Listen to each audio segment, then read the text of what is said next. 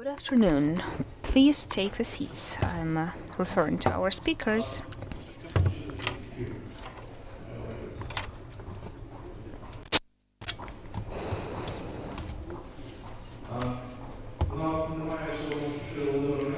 One more speaker, Volodymyr Omelyan, is missing.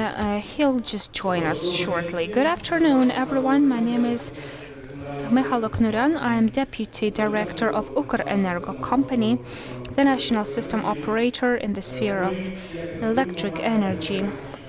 We are directly connected to the sphere. We transport electric energy. I shall moderate this panel, which will be very interesting because the transport infrastructure is the backbone of Ukrainian national economy, and it will define the key development of our country. Let me introduce our speakers today.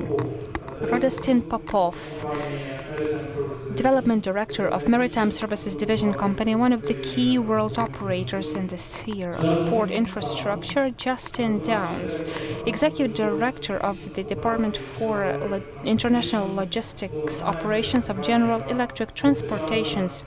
This is the company that will supply locomotives of GE into Ukraine, General Electric. Mr. Yevgen Kravtsov, head of Ukrzaliznytsia, Ukrainian Railways, and Yevhenii Dykhne, first deputy of International Boryspil Airport. Two key conditions that will define our panel. We will speak today of the future. Please, let's not speak about the problems of contemporary business, and let's take a look at the transport infrastructure in terms of perspective and future thereof. How might it look? How might your business look in this sphere? Another condition, another necessary condition is to keep within the schedule so that we make our panel interesting and see the reaction of the audience, the fellow speakers and the audience. And of course, we shall have a Q&A part, so please be prepared with your questions in the second part of the panel. So let's begin. The Ministry of Infrastructure suggested that we take a look at an interesting video showcasing the new infrastructure of transport of Ukraine in 2030, the presentation of the new transport strategy. Let's please take a look.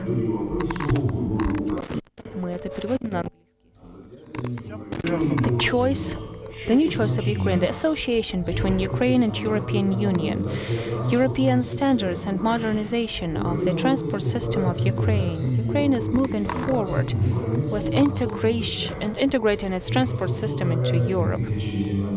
2018 is 95% of beaten pathways, roadways. The mortality on the roads is the largest in Ukraine, about 40 years of age for each road. The logistical value of transporting goods is 40% larger than in EU countries. Ukraine needs an infrastructure breakthrough.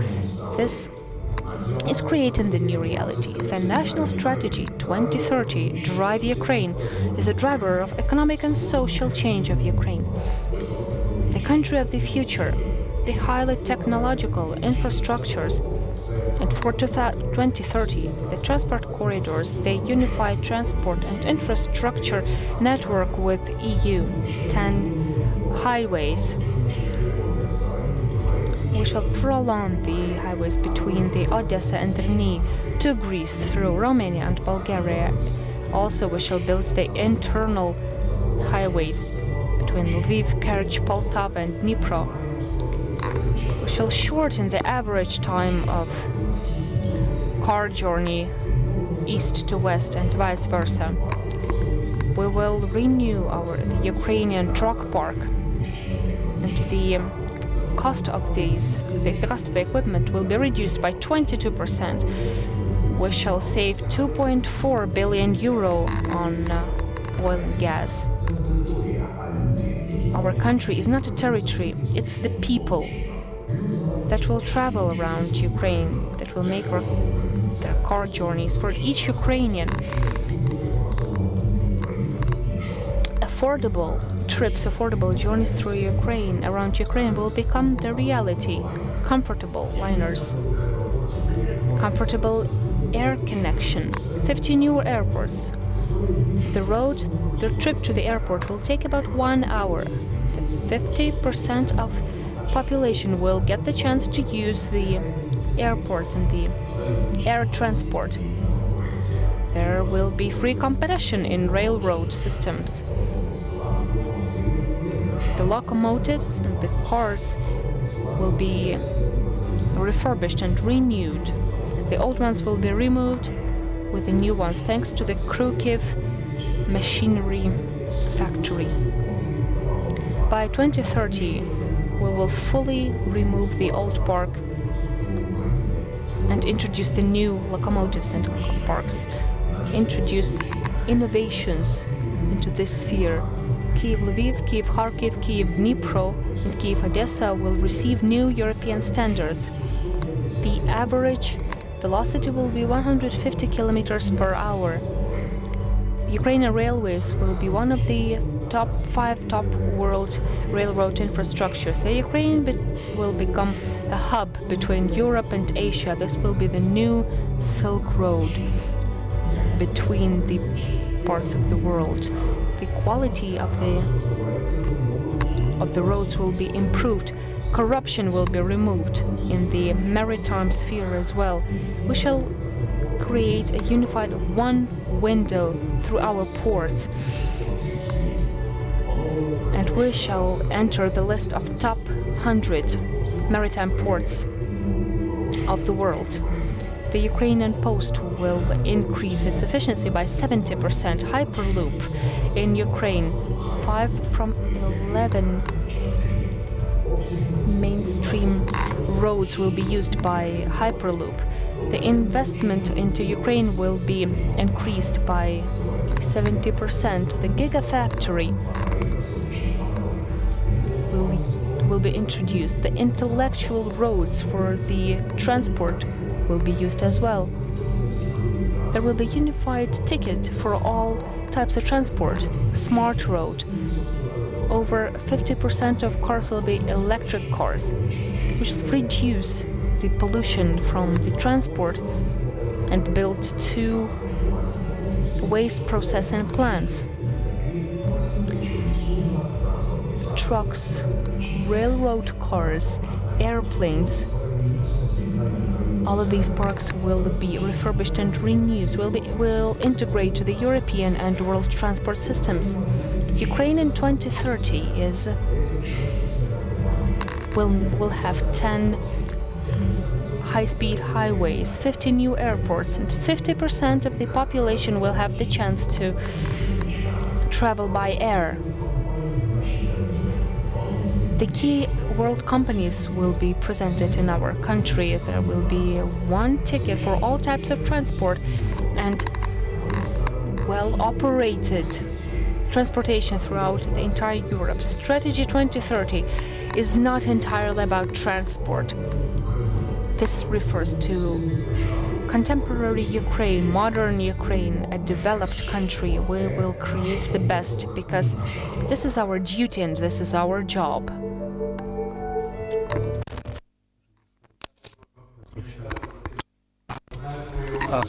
Thanks to Ministry for this film. I want to live with a country with this infrastructure, but you know that we have many strategies. The first issue is pretty logic. I'd like to ask Mr. Omelyan, the Minister of Infrastructure, please tell us what we just saw now. How realistic is that? What should the state do, the policymakers should do, to implement all of these ambitious goals in 10 years? Thank you for inviting me. I'm happy to be here. Sorry for being late. The Hyperloop station does not work yet, so I had to walk here. How realistic is that? Of course, if we want to change the country, it is. If we believe that the country does not live only on the basis of promises, and our issues are not only around the elections, it might seem unrealistic, it might seem fantastic. But we said the same thing about cinema, about metropolitan infrastructure, about airplanes. It used to be fantastic before it was created, before it was invented. 500, 700 kilometers per hour is a normal velocity, is normal speed for railroad. In Dubai, there is a metropolitan opened in 2009 on September the 9th at 9 a.m. The metropolitan system there works without people, fully automatically. Together with the president of Turkey, Mr. Erdogan, I am opening one of the largest airport in Europe that is supposed to service 200 million people per year. A year ago, such an idea for Turkey was fantastic. But this is an infrastructural reality of today. I feel sorry that for Ukraine it is still a matter of fantastic, and for other countries it's really a reality. I had a chance either to put up with this low quality infrastructure and blame the predecessors, or start changes. This wasn't a choice for me. I understood what I had to do. I get the strength not from the victory, but from the process. The transport strategy of 2030 Drive Ukraine is exactly about this. Our country needs to have a vision of where we are going. It is crucial to have foreign investments into Ukraine. And the foreign investors should also realize that we are moving forward. I believe in digital infrastructure, in the 15 new airports, in electric public transport, modern railroad, the modern river transport. If we don't have the plans, we have no future. The world is developing very swiftly. And if we keep being a corrupted, decreased efficiency country, we will be left on the sidekicks of the progress. We have a strategy and we understand the tactics. Maybe people will say that dreamers are not effective, but we are. In 2015, many of those things seemed fantastic. We thought the Ukrainian airports were finished, that Ryanair will be a collapse for Ukrainian air infrastructure, air sphere. Boryspil alone is hosting 10 new air companies, and the passenger inflow, the passenger stream, has doubled. During the Transport Committee session in the Parliament of Ukraine, the head of the Transport Committee and one of the top managers of Ukrainian Railways said that a Hyperloop dream, the Hyperloop dream, is absolutely real. They mentioned Mr. Kirpa, the late Mr. Kirpa, who introduced the monorail in Kharkiv that was supposed to connect the center of the city with the airport. Thank you for these inspiring words. A question to Justin Dons. You just saw the video presentation of the future of transport field industry in Ukraine, and you just heard the minister who said that he really wants the foreign companies, foreign investors believe in Ukraine and its future. My simple question is, do you believe in transportation future of Ukraine, how you see it in 10, 15 years, and where you see your place there? Okay. First of all, thanks, and it's an honor to be here with everyone today. Just real quickly, I want to just introduce GE Transportation to the group, and then I'll finish answering your question. So GE Transportation, $4 billion, currently a $4 billion division of GE, General Electric, which I think most of you heard Mr. Dietrich talk this morning. We do more than just locomotives. We do mining, services work, digital, marine and stationary, and also some drill motor work. But we are the global leader in diesel electric locomotives. Look, from where we definitely believe in the vision, right? We've had the opportunity to do localization and work for a lot of different countries now. We've done South Africa. We're in the process of India. We were part of what we've done in Turkey. So we definitely believe. And if you look, I mean, a key area, Ukraine is a key area for us. When we look at the infrastructure you already have, you look at your growth and the ability to grow, and then the opportunities with your current fleets and where we can bring not only new equipment and new locomotives to the country, but also opportunities for modernization of your current fleets. We also have a we're continuing to grow our digital applications, how to manage and run ports and run different exchange yards, and we feel like it's a long-term opportunity for us. One of the reasons that we were very excited and very happy to start the framework agreement with UZ is that piece of it. And the piece that I think we bring to the country is the localization side, right? So not only do you want products in country that work and that are of high quality, but you also want to develop your area, your region, teach people or let people learn how to work on the latest technology and growth. And that's something we've done, right? As I mentioned earlier, South Africa, Turkey, Kazakhstan, India, the things that we're doing today and continuing to do. And then we have the organization to do that. So absolutely, do we believe in Ukraine? Yes. Do we think that it's going to be a continuation of a growth market for us? Absolutely, we've committed, right? We have a partner here.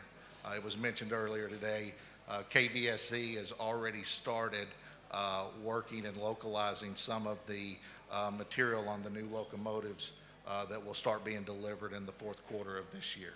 So we're very excited about what Ukraine has to offer. We're very excited to be here and have a stance and already have a partner, and looking forward to the growth over the next 10 years and developing suppliers, developing new partnerships and opportunities as we go. Thanks, Radostin. Thanks, Justin. It's really important that you are saying that you see the future of your company there. So we will now revert to your colleague. Also, we hope that it will be a foreign investor, and it's already a foreign investor. It's Radostin Popov. Just one question. How you see the port infrastructure of Ukraine in 10 years, 15 years? What it will be in your view? What are the potential in Ukraine? And what is your vision of your place here on this market? DP World is a diversified global operator of ports, parks and logistics zones. We're one of the most globally diversified operators in our sector. We have over 70 terminals on every continent, and we've been looking at investment in Ukraine for, I think, close to 10 years. And we finally managed to do our first investment in January this year, and so far we're very happy with it. To answer your question, we strongly believe not only in the market and human potential of the country, but also we strongly believe in the potential for integrating Ukraine into the supply chains of the immediate neighborhood and across Europe.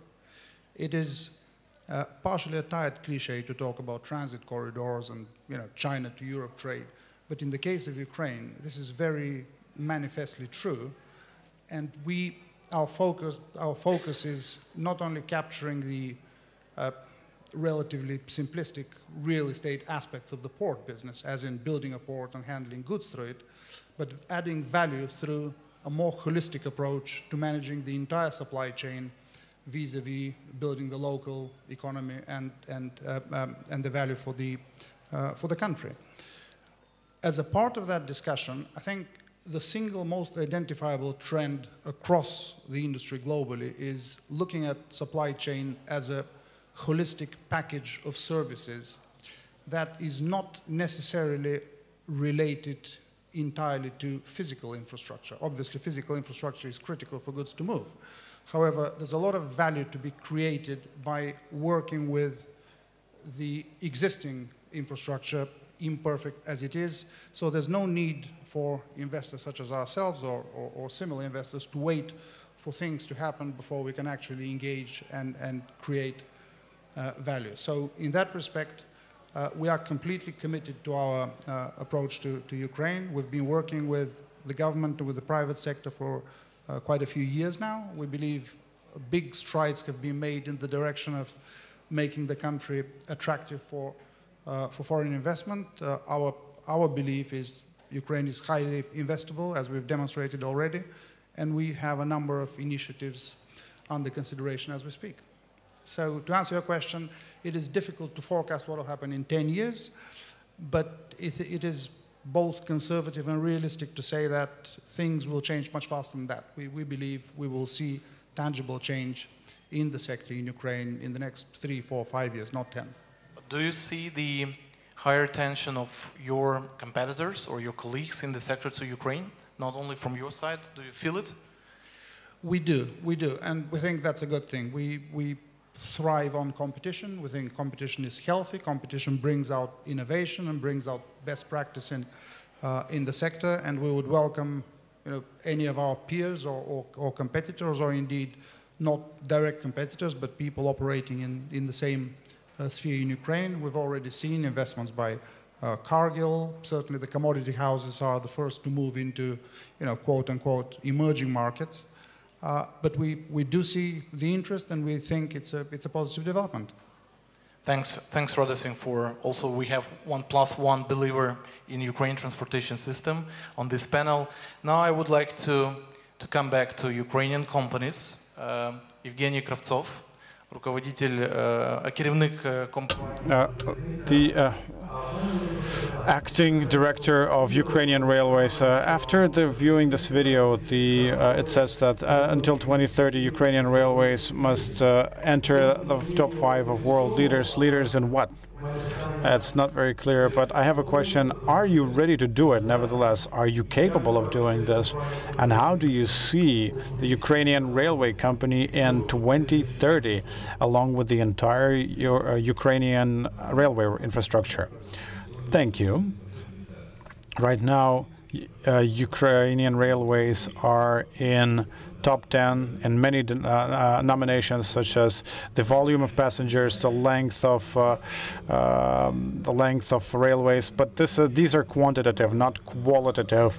And this is not something that we want to stop on and say, oh, that we are where we want to be. That's not true.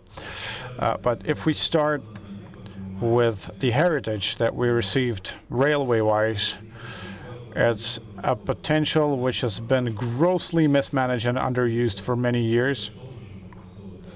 It was just exploitation of assets of the railways just for other spheres of the economy, or to subsidize other sectors of the industries through subsidy, through lower tariffs, or involving the railway for other uncharacteristic works such as bridge building and so forth. And it's no wonder that such a short-sighted policy has led us to almost lose our locomotive fleet and passenger locomotive fleet. And this is not about to bicker and complain about the difficult situation. It's just to define a starting point. Railway transportation is objectively the most effective and the most environmentally friendly and the most potential rich for investment, both for public and private funding. If we look at the National Transportation Development Strategy of 2030, as approved by the Ministry of Infrastructure, as well as to the European Union, we know that the most effective thing for investment, for satisfying the needs of passengers, is the railway transport. And if we look at the territory of Ukraine, we are ideally located in terms of distances and location in order to develop railway transportation. We have the lowest level of railway passenger service, and we have one of the lowest and most unacceptable levels in reliability of cargo transfers. And our goal until 2030 to make Ukrainian Railways into a leader is very hard. It's very painstaking, but it's realistic. And we understand that both the public funding and private funding must be prioritized in terms of economic efficiency, in terms of which effect they're going to give to the economy of the state, both in terms of logistic efficiency for cargo and passengers, and how these funds are going to contribute to other industries. But I think $1 invested into railways will give you a much more multiplication effect than the construction of the roads. And this is not only Ukrainian reality, this is an axiom of the world. But for 27 years of Ukrainian independence, the state has invested zero into railway construction. The railways have always been a donor for all governmental programs. And this is a good short-term strategy, but on the long term, it can lead to a collapse of a railway system.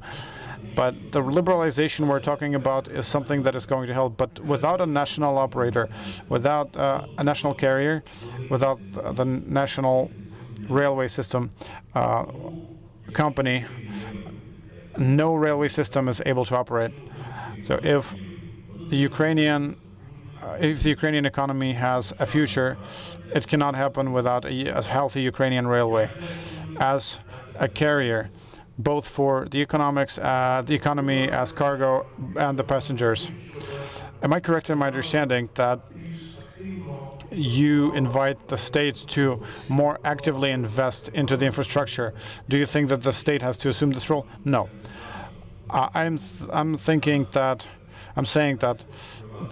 both public and private funds, which can be directed into the transportation system, they have to be prioritized. In the conditions of deficit that we have right now, it has to be prioritized to be used optimally throughout different sectors. I believe that this is going to give a huge economic return on investment for the economy at large. And research shows, experience shows that the railways are the most efficient investment target. I would like to pass the floor to Yevgen Dykhne. He is the deputy director of Boryspil. I think many guests who came to this event, you did it through Boryspil. So, the airport of Boryspil, 2030, what is it going to look like? Of course, now, probably the best position in terms of aviation. I have a better position in terms of aviation than my colleague with the railways, because the aviation crisis has passed in 2014. I remember service companies which have to make an income. It ran at a loss. So but just because we, as an airport, we provide services to airlines, so we cannot really run at a loss. Right now, the airport generates 2 billion of revenue, and it's a major donor of the budget. So if we talk about the future of aviation, at least in Boryspil, we have a better starting point than the railways. And after viewing the video by the Ministry of Infrastructure, these are grand plans. This is a very high mark, which we only have 10 years to implement, which is not a lot of time. Maybe not all of them are going to be implemented, but I am for setting the bar very high. I'm for aiming high, for being ambitious. And Airport Boryspil has created a concept for developing the airport. We built a concept up until 2045, where we have calculations regarding how the airport is going to look like in 2045. And we expect to move to 54 million passengers until 2045. Now we have entered a new league of a medium-sized airport with over 10 million passengers, and this year we expect to reach 12.5 million passengers this year.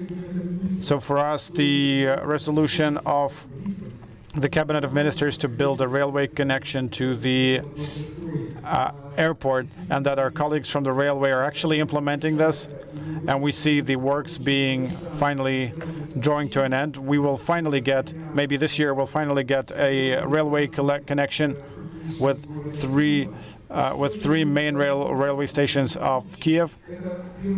What does it give our airport?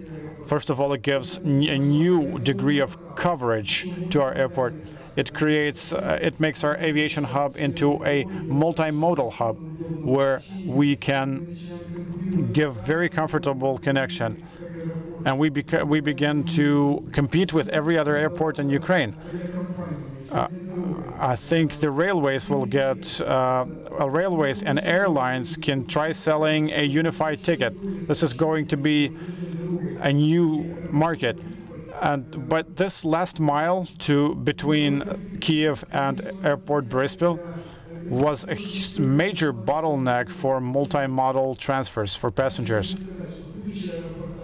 I think that the future of Boryspil Airport is to keep building on the hub, which now carries over 3.5 million passengers, as well as develop low-cost airlines. We also have Terminal F, which we're going to reopen in the summer of next year. This is the closest perspective. And we are going to increase the level of service that we provide. And we hope that the change from 2014 to 2018 have been evaluated and appreciated by most of our clients and passengers. And I think this is a good thing. For longer-term prospects, what's very important for the airport as a new direction is cargo transfers. This is something that we have in a very, very beginning level, and this is something that demands serious attention. And here the potential is so immense, especially with the growth of IT and internet sales and the number of users. And here the aviation portion of the shipment cost is incredible, because all of the other modes of transport are not very competitive with aviation. And here we have super tasks, and we pay incredible attention to this. Yeah, we're going to come back to cargo. Yevhenii, I'd like to ask a question. Am I correct in understanding that this year, as early as this year, we'll be able to reach Airport Boryspil with railways? Yes. And the Ukrainian Railways confirmed that. It's not a slogan. This is real. So we are here to confirm this again on the highest level, that until the end of the year it's going to happen. And now we are going to the question block from the moderator. But I'd like to come back to the strategy. And I have a question to the minister. The ministry, with you assuming the office of the minister, the ministry has become more active, including on the media. It's become more visible. And there are numerous initiatives which were generated when you were helming the ministry, one of which being the Hyperloop, which has been a very divisive for the media space into supporters, which are more progressive and younger people, and people who speak English, and a huge number of people who don't see and don't understand some problems in the transportation system, which are still plaguing many other modes of transport. So I have a very simple question. Considering a very ambitious, a supremely ambitious strategy, what kind of strategy must the state assume? Should the state try to work incrementally, step by step, repairing and renovating the country a little step by little step? Or the strategy must be a great leap forward type of strategy, where despite everything, you as a policymaker, you assume a responsibility and make a decision to be ambitious. So what must be the state's policy for everything to become a reality? When we're talking about the Ministry of Infrastructure, I've said time and again that as soon as I become minister, everyone told me that infrastructure is boring, it's not interesting, nobody wants to care about it. And I said, what makes you draw these conclusions? Infrastructure is something that you use every day, every minute of the day. You go by train, you go by bus, you go by plane, but you travel all the time, you commute all the time, and it has to be fast, efficient, and safe. The media activity can be explained by, if I don't have public support, I don't have any support whatsoever. There's no driver. I don't have an institutional driver saying, I'm going to protect you, do whatever you want. I can only use the public for that. Strategy-wise, I believe in larger leaps. I don't think that in terms of in the framework of Ukraine, that you can smear a limited budget and achieve something like a sandwich. I don't believe that. I think developed countries like Japan, China, United States, and Germany, they also implement leap strategies. China, which can amaze you with Shenzhen or Hong Kong, it will also amaze you by the fact that 200 million people live for a US dollar per day, but you don't see them. New York can be enjoyable with Manhattan and Central Park, but then you walk 2 blocks from Central Park and it's going to be piles of trash and rats, and it's going to be impossible to live.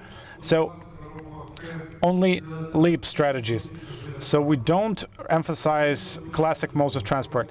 Yes, we need to repair roads, we need to modernize the railways, but if we don't have breakthrough innovative technologies, we are done and finished as a country. We're going to emigrate. And this is something that I'm trying to explain to our statespeople. People go abroad not because the salary is higher, but they emigrate because all of the conditions at work, at home, at medicine are an order of magnitude better. And this is why we have to do this. One more question, please. Mr. Kravtsov mentioned a very important thing on investment of state into infrastructure. Also, concerning the state strategy, must the state invest into key infrastructural objects, or shall we have corporatized companies with boards that meet the European standards that are capable of investing into infrastructure? I'm standing for the personalized attendance and personalized responsibility. I need a person that will carry primary personalized responsibility for the job done or not done. The companies must operate in the highly competitive field. If the company is a monopoly company, it cannot be a success. It will be an absolute failure. Only aspiration towards global markets and competition within those markets can breed high-quality government companies. Monopolies might exist, but the state should be an effective regulatory body. Otherwise, there will be abuses. In case of railroads, there are certain specific issues.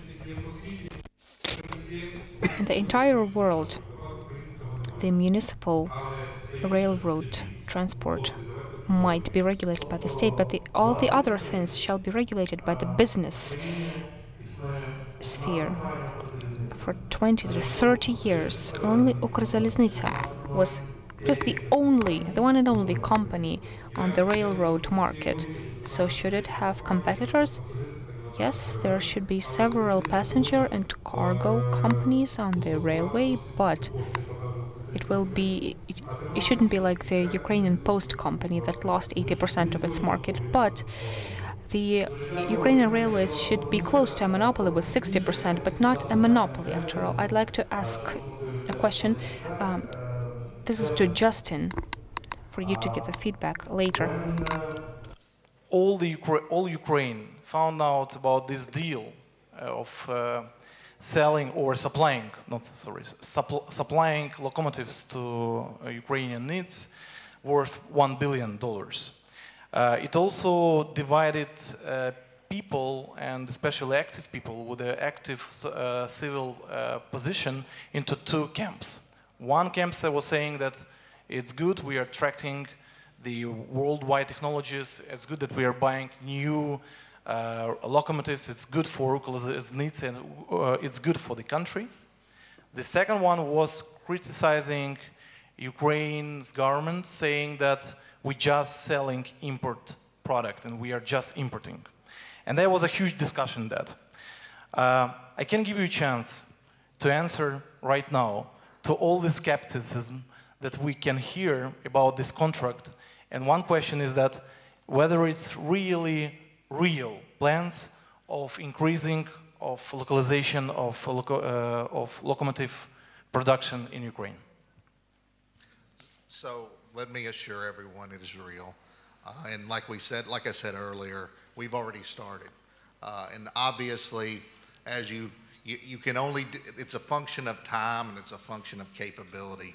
And if you're going to have a product that is going to operate and be at the level that you're buying, then there has to be a lot of work around qualification, development of suppliers and resources and those types of things.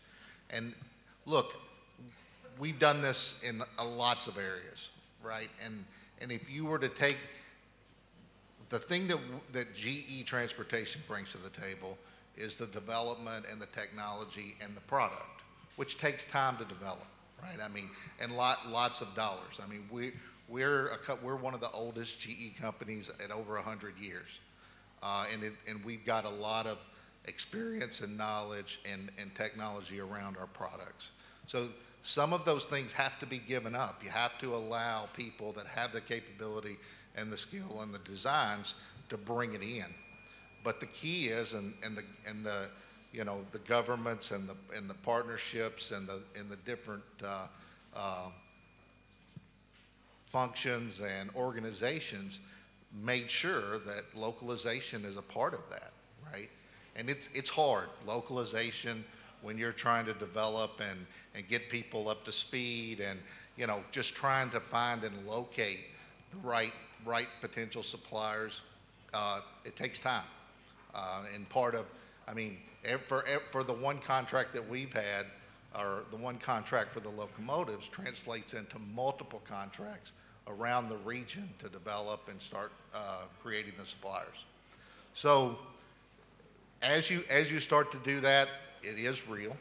We do have locomotives in country that were partially produced in North America, in Erie, Pennsylvania. And those locomotives are being completed by KVSZ, and they're already starting. Matter of fact, I was there yesterday, meeting with the teams there.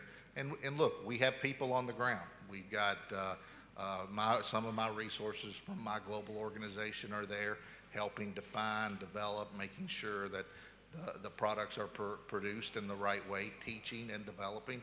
But those guys are going to go away. And the team there, the one thing I would tell you about the country, and again, I've done this in different regions and different areas.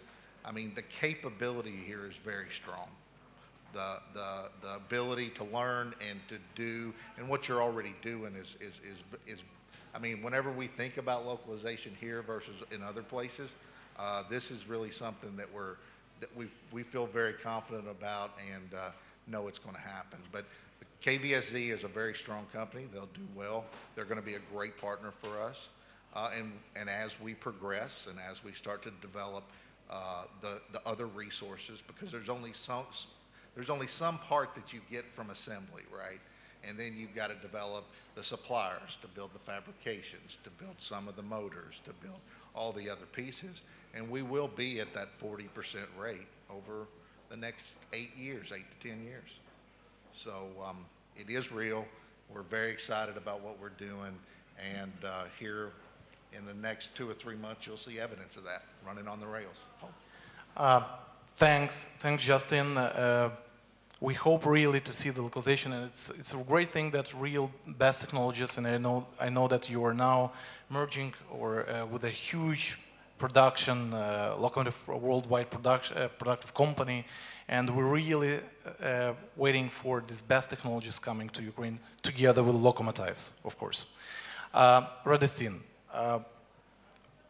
I cannot not ask the question about your investment plans. You invested in the company who transport the ships, but not in the not in the port infrastructure itself. Do you have such plans? And what is the main reason why investor like your company makes such a decision to go inside the port infrastructure in the country? Well, the short answer is we do have plans to enter the physical asset aspect of the infrastructure sector, and we are actively pursuing several opportunities in that direction, some of them through the government sector, others through the private sector. The key driver, I think, for us in investing in physical infrastructure has to be the unlocking of pent-up potential of the local economy, where we can add value through more than just owning a physical asset. We have been fortunate to be able to build and demonstrate an economic model in Dubai where the integration between ports, parks, logistics, free zones, inland transportation, value-added services creates a new product proposition that didn't exist before. So what we aim to do is not just move commodities in a more efficient and cheaper manner, but rather create economic value through being cleverer with managing the entire supply chain. In terms of what informs our decision to enter Ukraine, once we've established that the regulatory framework and the regulatory climate is predictable and stable enough for us to contemplate an investment, and that's happened. We have reached the conclusion internally that Ukraine is investable and we want to allocate capital to the country. Then the next step is to identify the correct opportunity, both from a purely business perspective, but also from a structural perspective. And in this sense, it is a very common complaint to hear from business about the regulatory framework. I don't think there is such a thing as a perfect regulatory framework. You can always improve something. What business looks for is predictability and stability. What business wants is a regulatory framework that is good enough and then doesn't change too often. And as long as those criteria are met, we are poised to enter. And as I said, without getting into particulars of details we're looking at, I hope we'll be able to make some announcements in the, in the not too distant future. This year or next year? The gestation period of infrastructure deal is quite long, so it will not be this year. It takes, anywhere in the world, Ukraine is no exception, anywhere in the world, you're looking at 18, 24, 36 months and more. These are slow-moving animals, the deals of this nature. I cannot give you anything more precise than that, but there are a number of things under consideration.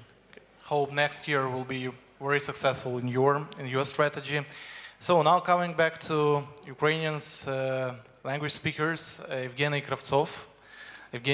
Пане Євгене, ви можете зараз... Mr. Eugene, you may comment on the question. 2030, will it see just Ukrainian Railways or several companies competing for the passenger flow and the cargo companies that are also competing? As usual, I will agree with Mr. Minister. I agree that the ratio of the companies is crucial.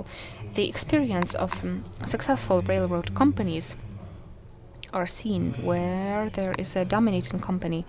In Germany, there is over 70%, and the US, they have a deregulated monopoly. There are 7 key railroad companies that are not regulated by the state concerning the tariffs.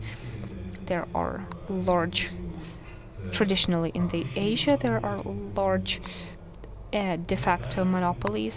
There are unsuccessful examples, for instance, the United Kingdom, where they privatized and deregulated, liberalized the railroad sphere, and this led to the necessity of nationalization. Our Polish colleagues that held liberalization of the market, the railroad throughput dropped, and they are forced now to invest large amounts of money to return the railroad, the cargo flow to the railroad.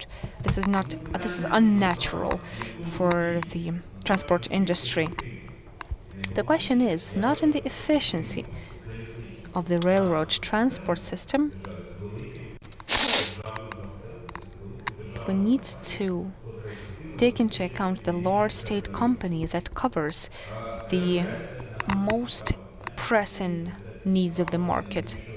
The liberalization is interesting for us because even the pilot projects of liberalization will give us the annulment of the tariff regulation, because the deregulated system cannot work with tariff framework. We saw 15 years that intermediate process with the deregulated part. The system, especially the railroad system, has to be effective. This is the issue of prioritizing the investments, the issue of direct or indirect state support, government support. We need to contemplate this and realize that without an efficient railroad, there is no efficient economy for Ukraine. This is today's model. We need to shift towards not only resource-based, but also intellect-based, human-based technologies and industries. Today's economy requires an efficient railroad system. This should be a state priority. Very well, I have a question on my behalf. We work in a state company, we came from a corporate sector, many of us. One of the most challenging issues in state companies is the low efficiency of human resources. If compared with international European companies of the same size or the same kind, we have much more human resources, many more people who do the same amount of work. You are at the top of the rating of the largest employers of Ukraine. Over 250,000 people work at Ukrainian Railways. I have 2 questions. First, both simple, very simple. First, do you think that the productivity of work at Ukrainian Railways should be increased dramatically to really enter the top 5 of the world's companies? And are you prepared to become the Ukrainian Jack Welch to do this, understanding that 250,000 people, together with their families, as sociologists say, is a large electoral batch? I think you mean 2030 and 2040, not the next election year. I'd like to hear your response now. The issue is Yes, Ukrainian Railways is currently the largest employer in Ukraine. And the rules, the framework that it uses is the Soviet legacy. When the key goal of the state was to hire people, to give them employment. This worked in the transport industry as well.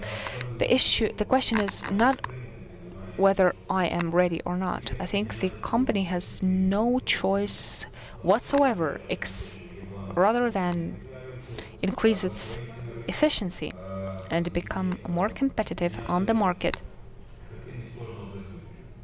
and make every employee work more efficiently. But this should be a process with a human face. This should be a humane process, because we're talking about 1 million people, if we count the families of the employees. The average company, the average pay, the average salary is comparatively competitive throughout Ukraine, and this should be a socially oriented, socially contemplated process. This shouldn't be exclusively the problem of myself and our board.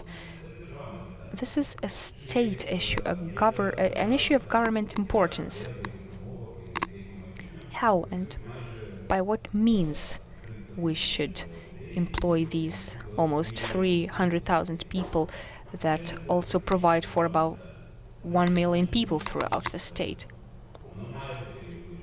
This issue should be settled, should be solved. Concerning the presidential elections, do I understand it correctly that... Do you mean that increased efficiency will... this issue will be tackled after spring 2019, or are you doing it already? Generally, concerning these radical changes at Ukrainian Railways, we've been working quite efficiently, and throughout the last 6 months we have increased efficiency by 14%, which is more than we've seen during the last years. Let's be sincere, we can't be too radical here and take too aggressive steps that any commercial company would resort to.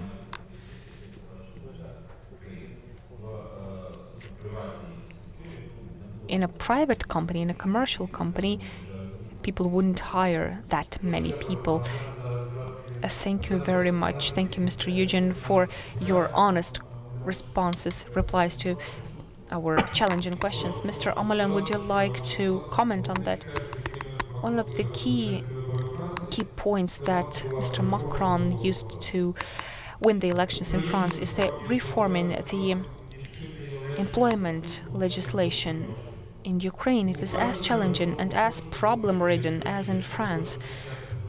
If we need to increase the productivity of our labor, to change dramatically the relations of business structures with the employees, how can we motivate people?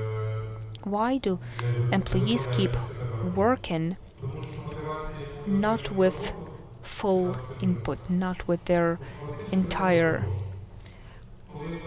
possibilities? The classical example is with Ukrainian Post. There was about 1,500 hryvnias of salary for the postmen. When we reorganized the region and introduced the mobile points, when people got 5 times the salary that they used to have, this was the motivation for them.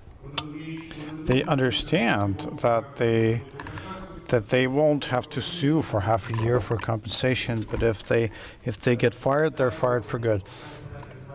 And last question for me to the representative of the Boryspil Airport. Mr. Yevhen, you have mentioned about a very interesting thing in your about a hub in your speech, and as much as I remember, the ministers and governmental top functionaries throughout the many last years, there has been a lot of conversation about building a transportation hub based on Boryspil. But based on what we said now, that the minister is going to participate in the opening of the Istanbul mega hub in the coming months. We have a hub that begins to compete in Poland, and we have Frankfurt, we have Vienna, we have Moscow. With the basic airlines, there's always a basic company which services those. What is the strategy of Ukraine going to be? Are we entering this race to contend for this, or do we have some of our own ways, some of our own criteria, so that we find the best place in the business, a niche, maybe like cargo, like you mentioned correctly? What do you think about companies in Boryspil? I think we have a very traditional orientation. We need to do what our successful colleagues did in Europe and in the world. And I must say that there is a hub in Boryspil already. About 30% of transit passengers are in Boryspil. We have 30% of transit passengers. So now our flights from Beijing, about 200 passengers every day fly in from Beijing and continue their journey in transit. So same for Tel Aviv, the same for Tbilisi. We're not the most comfortably placed for the growth of transit passengers, and we are working on it. The airport is in constant infrastructural changes. We're augmenting our transit area, and we're building on more parking lots. We are building on the apron, the galleries, and what we want to do is we want the airport to become a real competitive hub. Here's where we see another piece of potential in the airport is the cargo hub, and here's where we talk about not more than cargo, but more about individual shipments and parcels. Today, with the e-commerce boom, and with the growth of the number of gadgets on the planet, and with internet users, this type of commerce has become so powerful, and the portion of aviation is so high there that it warrants special attention in the development of the airport and to create conditions for the airport. And the airport doesn't do anything outside of the ordinary. We service cargo, we service passengers, but then it becomes a platform for private businesses, because private investment, private business can create a good price to service ratio. And our 2045 strategy, we have provided a separate zone for cargo, and these have to be investment projects. And two more words. It was great to hear from our colleagues that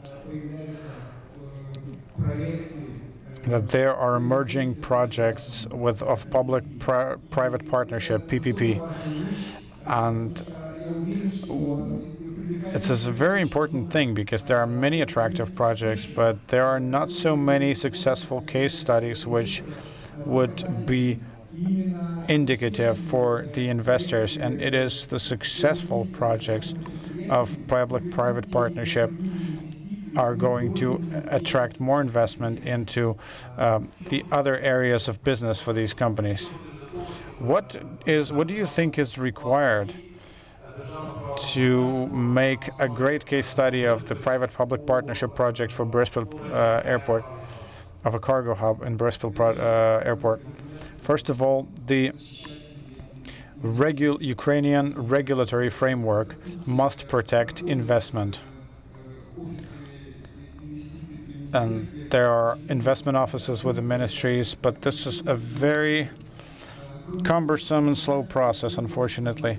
Besides the legislation regulation, we have to have successful case studies. And investors will come to Ukraine because it's going to be protected, safe, attractive, profitable and attractive. Now we are going to transition to our penultimate part, where the organizers allowed us to finish in 25 minutes, considering our running behind the schedule. If you're ready for it, we'd like to have 3 questions towards the speakers, but please make it towards 3 different speakers.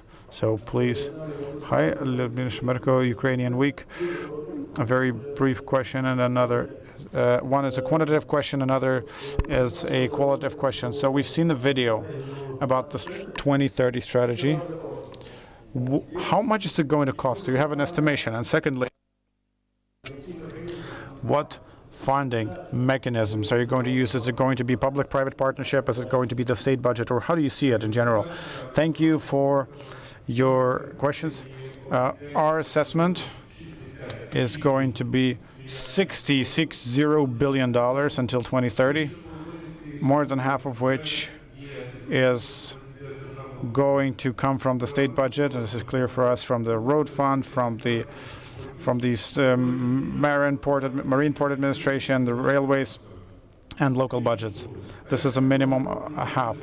And the second half we intend to involve through public-private partnership and concession, and maybe direct foreign investment. This is from the Turkish Airlines, as far as I understand.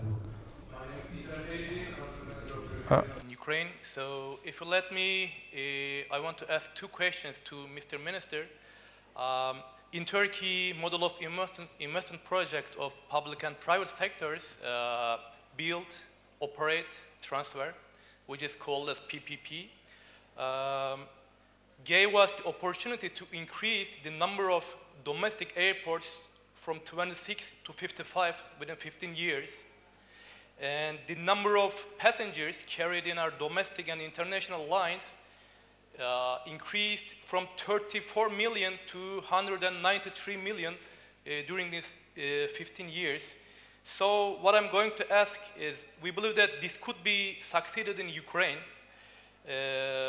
So is there any ongoing PPP projects, and do you have any plans to launch more PPP projects in the nearest future? And the second question is, currently there is no direct flights between the city of Dnipro and Turkey.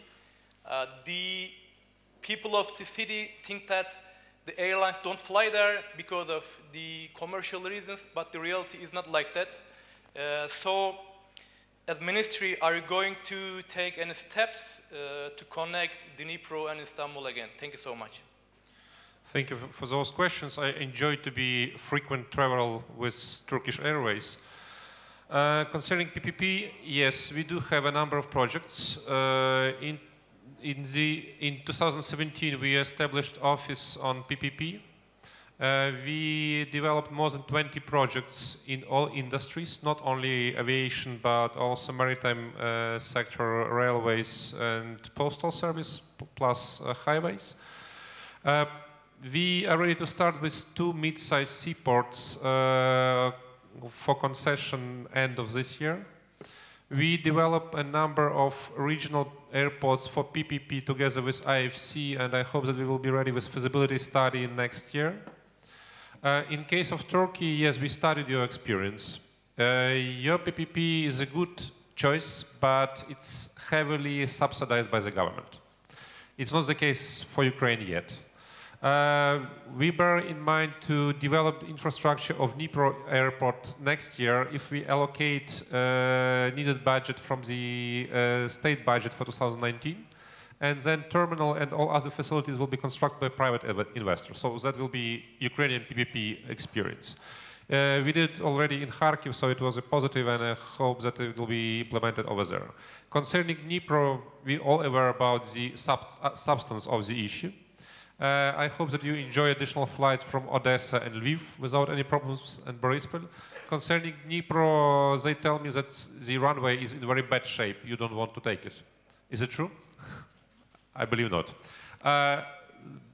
Anyway, I hope that the issue of the owner will be resolved by the end of this year, and finally having PPP in our hands for making new runway will be granted into full liberalization of aviation over Dnipro city.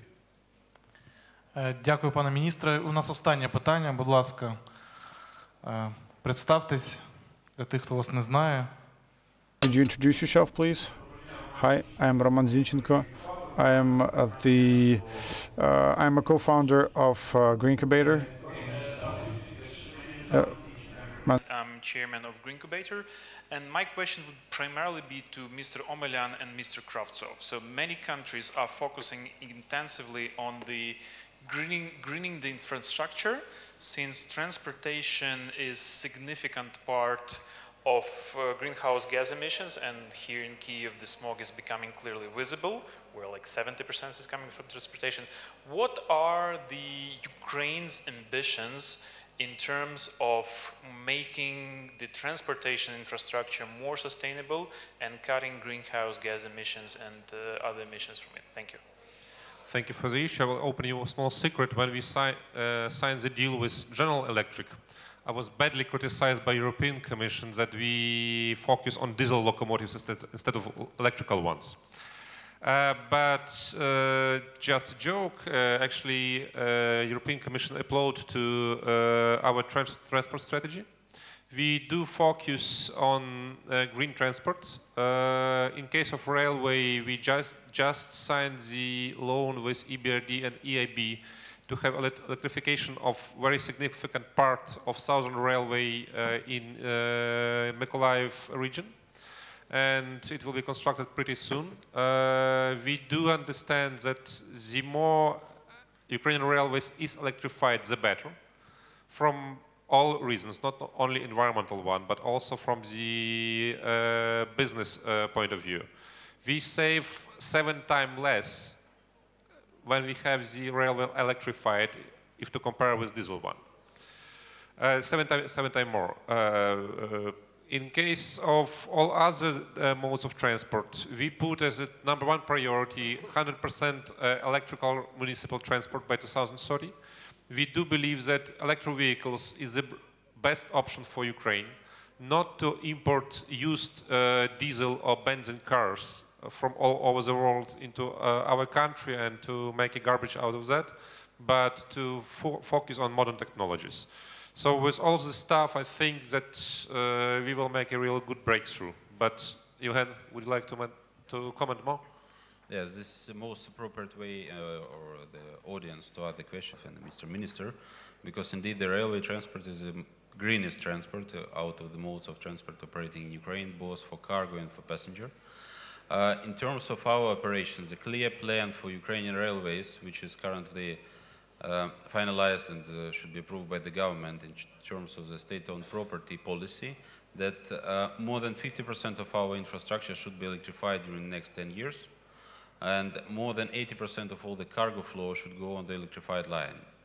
And this will essentially put us on above average level of electrified line usage on the European level. And you know, this is the easiest and the most efficient way to make the transportation greener, to use more railways to more electrified lines. For these purposes as well, a part of our contract with General Electric, which indeed is a green contract because CO2 and other environmental indicators with the new diesel locomotives are much better than those we are using currently with our fleet, so it's obviously the step forward. But our plan in next 10 years also to implement the process of renovation of our electric locomotive fleet, which will give us the essentially bigger capacity and effectiveness of the electric locomotive on the line and give them more capacity for moving the cargos with the same infrastructure and literally the same amount of locomotives but the brand new one. In terms of other modes of transport, I cannot add more than the minister had said. I do share that there are also possibilities to make it greener, but the more straightforward and efficient way is to invest in railroads. Go green and invest in the railroads in this case. Дуже класний слоган. Дуже дякую за запитання. На жаль, ми повинні вже підходити до заключення. Thank you for the questions. We need to get closer to our closing remarks. And we prepared an interesting highlight here. I'd like us to just imagine us to come back to the Grimm brothers epoch in the middle of the 19th century. The Grimm brothers wrote a fairy tale called The Fisherman and His Wife, and this fairy tale talks about a fish which the fisherman caught, and that the fish asked him to release her, but he asked 3 wishes for his wife. So let's turn on our imagination. If you could tell us about your 3 main wishes, things that keep you awake at night, something that awakes you in the morning, but just about the things about your business. So starting with Mr. Minister, what are your 3 wishes, maybe to involve the state, investors, cabinet ministers, government? I have three wishes. First is don't stand in our way. Second is give us a possibility to hire the most capable people for their jobs. And thirdly is to have support, public support, required to implement the 2030 transport strategy. The support of government and parliament. There are things that we need to implement in terms of regulation. What about private business? You know, I hope and I know that in 2.5 years as a minister, business is evaluating me quite positively. There is critique of the workings of the Ukrainian bureaucratic machine, but we have been able to reach understanding in terms of my work.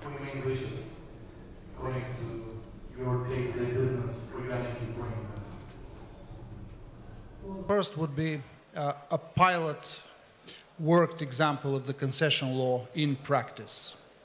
So a concession law in a final form and a pilot deal that goes through the entire process is implemented. That will open the floodgates for future investment. That's one. The second one would be a regulatory package that makes it possible to invest in parks, free zones, and logistics complex packages as opposed to a pure port service or a pure transportation service.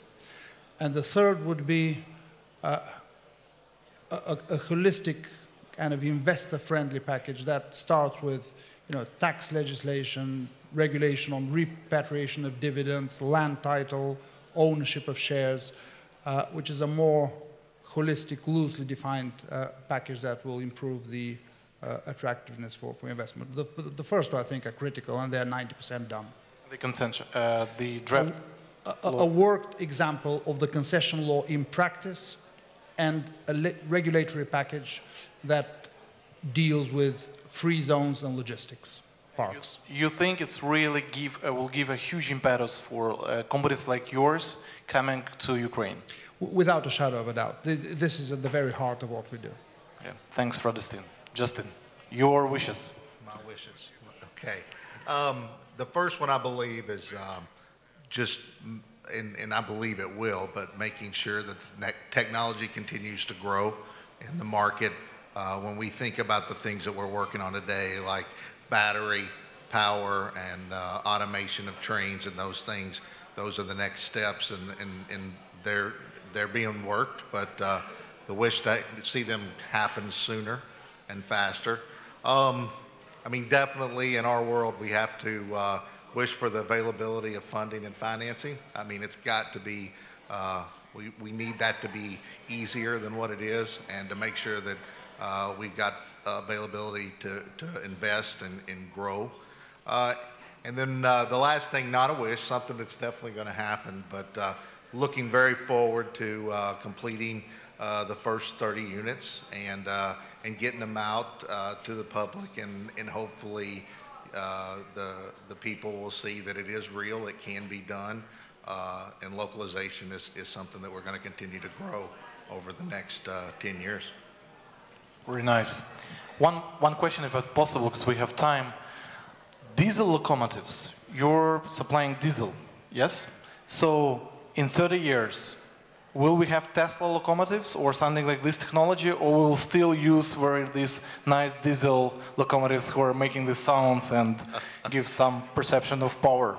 Well, look, I mean, like we discussed this morning, we still have, we have wind turbines and we have solar, but we still have gas, we still have coal, and we still have all of those things, right? So look, you will probably less than 20 years you'll have Tesla locomotives. Maybe not called Tesla, but you will have locomotives that are run on batteries. We've been working on that for years, off and on, and we're very serious about it. And those things will happen over time. That's the technology piece. But I think you're always going to have a need and a market, because there's always going to be regions and areas that don't have access to power from a rail line perspective. So sometimes it's going to be just more efficient and better to plan for diesel, and we'll have those options there too. Great, great. I hope to see these locomotives. And, even though that I think that they will kill the romantic smell and romantic vision of these superpower locomotives on the railway. Пан Dykhne, які ваші мрії, які побажання є три ключові? What are your wishes? What are your dreams about the things that you're working on in Boryspil? If I could invite a goldfish to help Boryspil, the first thing that I would do is to remove the daily headache in looking for qualified staff. Unfortunately, today, in one of the most prestigious companies in Ukraine, we have 12% of unfilled vacancies. And with today's trend, we don't have prospects to see that the labor market is going to shift significantly the next few years. This is an everyday headache. Well, maybe it's worth paying them more. Well, I support the minister's statement that it's not the financial part that defines the loss of qualified personnel. I think the systematic work in creating a good standard of livelihood in Ukraine, as well as creation of compensating markets. Well, we need to figure out where the missing staff is going to be compensated from. The second is my second request to the goldfish is to get me acquainted with the banks which will give us competitive financial conditions to develop aviation, because right now we are in global competition. Depending on the financial conditions of this competition, will define the success of Ukrainian airlines and the airports. Infrastructurally, they should give the just conditions. Number three is my hope that our colleagues, the investors, will create the precedent PPP project for investors who are ready to invest into Boryspil Airport and will boost our competitiveness in various spheres, and will be a precedent for us to give us an example, to say, come invest into Ukraine, it is great. You didn't mention having a national airline that would be the basis for the hub philosophy. Is it not a priority, or do we have it already? First of all, we do have it. Next, you asked which problems do I tackle on a daily basis? What should we change? We have our national airline that generates passenger throughput at Boryspil Airport.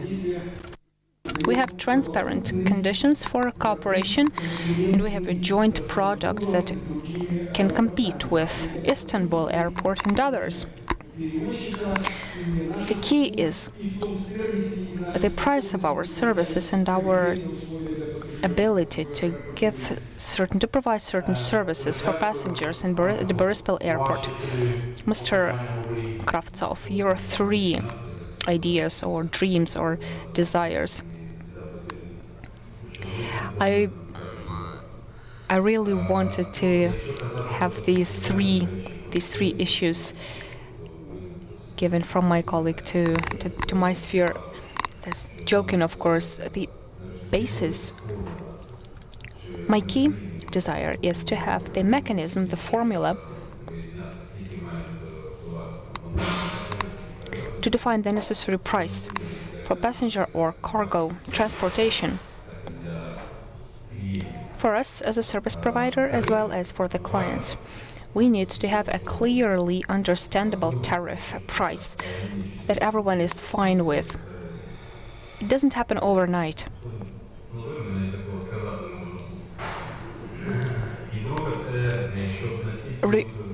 Replacing the entire fleet overnight is impossible, of course. But the railway system should be as efficient and transparent to be interesting for the passengers and not interesting for the state officials as a source of any non-transparent activities. Thank you. I thank our panelists and I thank the audience. I hope this discussion was interesting. Your desires, your takeaways from this conversation define the problems and define the solutions to these problems. These were not fairy tale things. These were clear-cut, brief, and precise and obvious things that need to be done to make this brilliant future closer to us. So I wish all of us to achieve our dreams. And thank you very much for your time and for your attention. Have a nice day.